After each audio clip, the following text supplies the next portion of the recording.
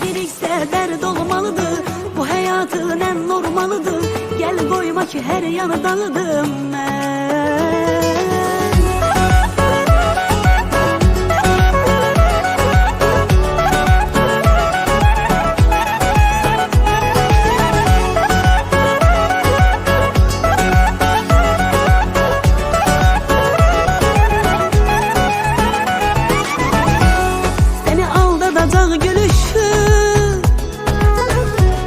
Seni ağladacak dediler.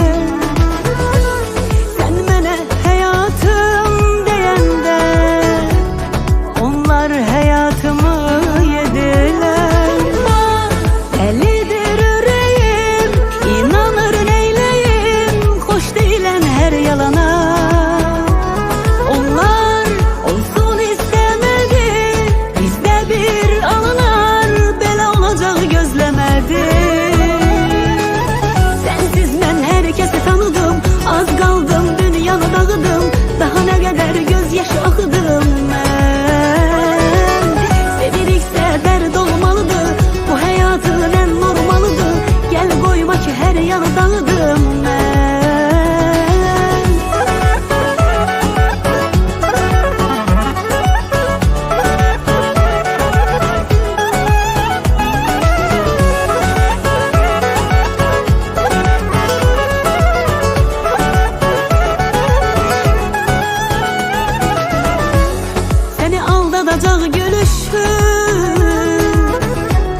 Seni ağladacak dediler.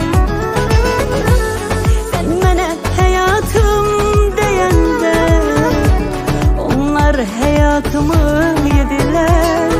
Bak delidir yüreğim, inanır neyleyim, hoş değilen her yalana.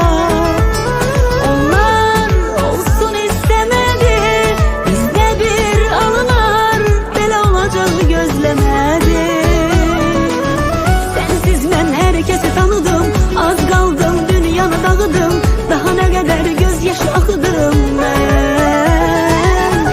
Sevirikse dert olmalıdır, bu hayatın en normalıdır. Gel koyma ki her yanı dağıdım ben.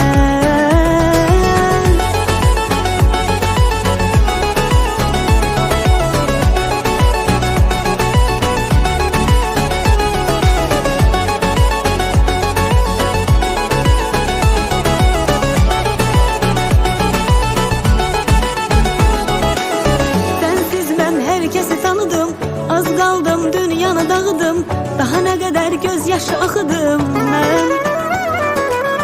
Sevirikse dert olmalıdır, bu hayatın en normalıdır. Gel koyma ki her yanı dağıdım ben.